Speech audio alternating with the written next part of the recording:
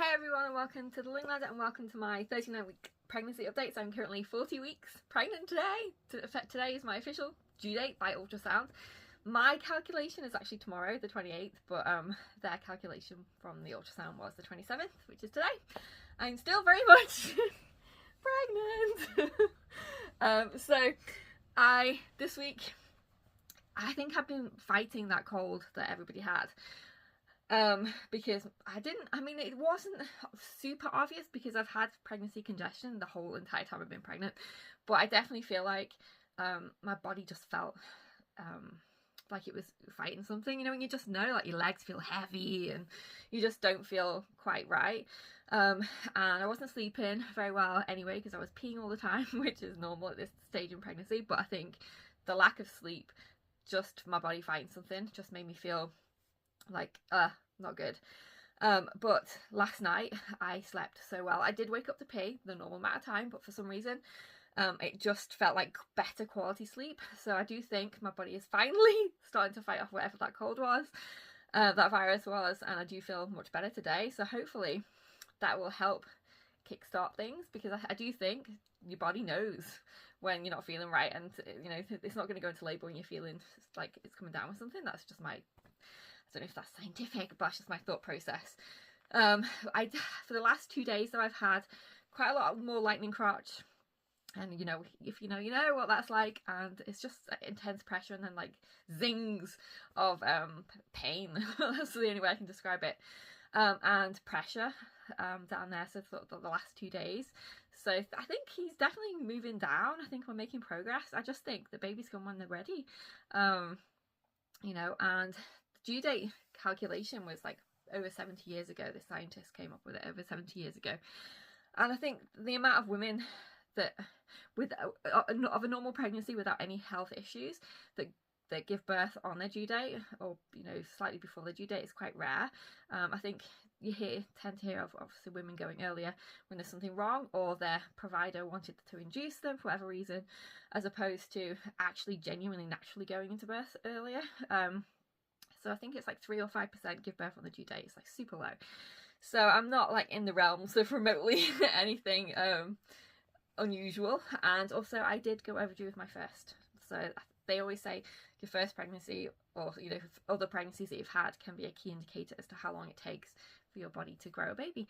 And as the midwife said to me on the phone yesterday, you're just a slow cooker. Yeah, but I am. It just takes me a little bit longer in order for my babies to be ready. It just looks that way to me. So we'll see. I'm still thinking Sunday, because it's St. David's Day on Sunday, which is a Welsh holiday, and obviously I'm Welsh and the baby's name is Welsh, so it'd be cool if it was on the 1st of May, 1st of March, May, oh my god, the 1st of March. That would be really cool, but he'll come when he's ready. I do have a midwife appointment tomorrow, and I know I'm going to be really super pushed to take a sweep, but I don't want to. I want to wait. I'll probably, if I went over longer than I did with my daughter, so I went into labour when I was 41 weeks for my daughter, and I gave birth the next day, so 41 plus 1. If I go out longer than that, I might consider the sweep then, but up until this point I think it's fine, because I've gone this long before and everything was fine. So I just think, like I said, I'm a slow cooker. It just takes a little bit longer for my babies to want to come out, and they're getting a lot of goodness while they're still in there. So right now the brain is developing still. Obviously it continues to develop once they're born, but you know, there's still a time of extreme brain development, and also immunity. So all the placenta is passing all my immunity for things through to them. So I think it's, you know, they're better in as long as they're healthy until they're ready to come out themselves. That's just my philosophy. So I'm just gonna have to be strong tomorrow and just refuse the sweep, as tempting as it would be. I mean, obviously I'd love to have my baby now. Well, Sunday would be ideal. But you know, I don't want to do anything yet. I'm not at that stage where I'm like, oh, I have to get it out. No, I'm definitely not at that stage, and I was never at that stage with my daughter either.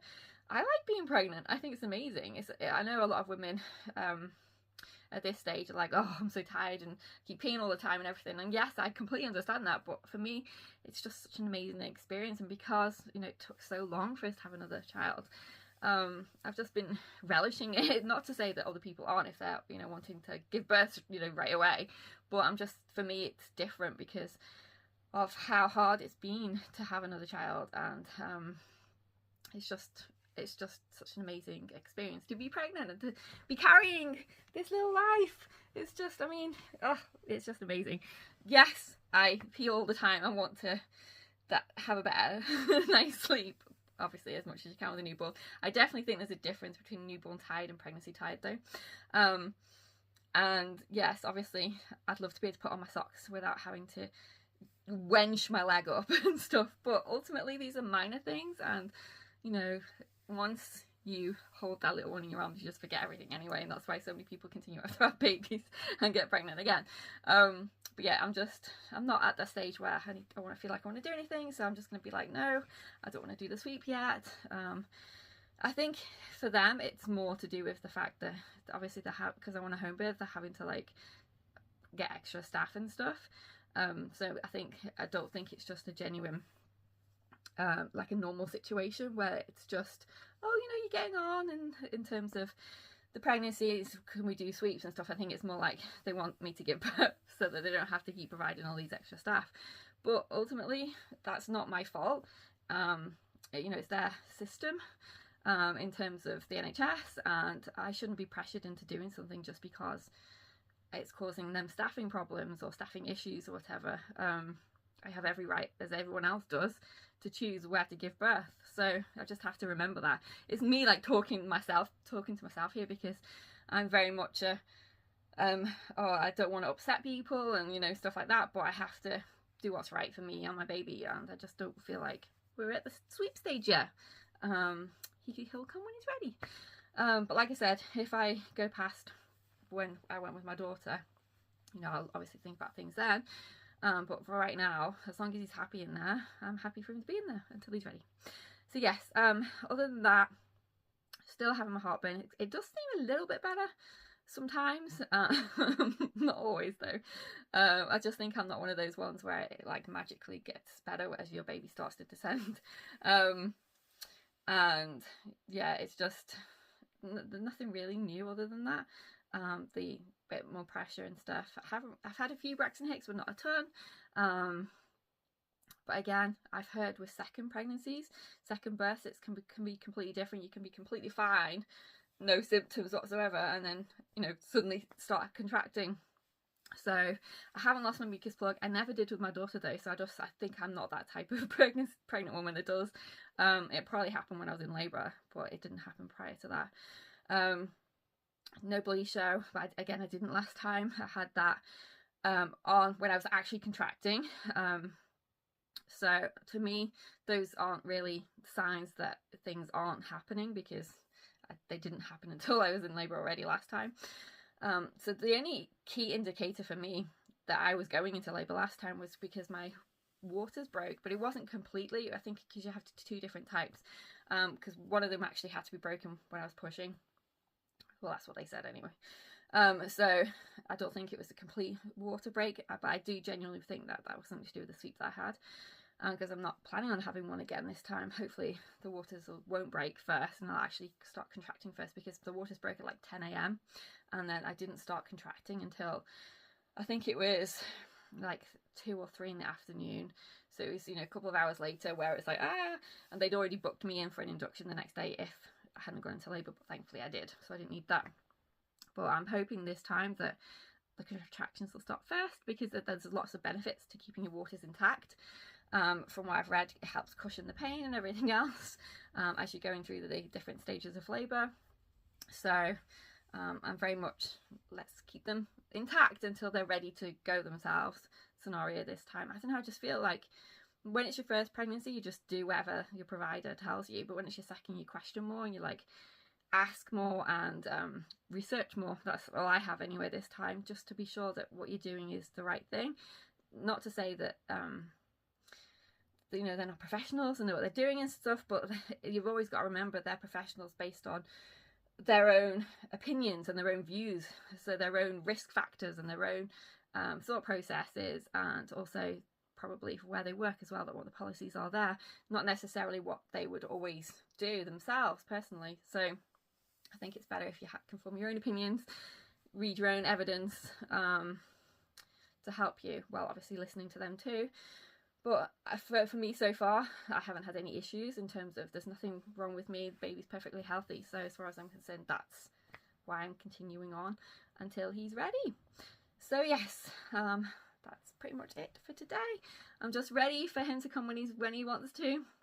I did a big shop yesterday, so I've got like all the food in, all the the post-labor food in. So hopefully that will help make me feel like I'm ready, because I do think a lot of it is mental in terms of, you have to be ready. And like I said, I just think my body was tired this week because of fighting that cold. So hopefully now I'm starting to feel a bit better. It will help.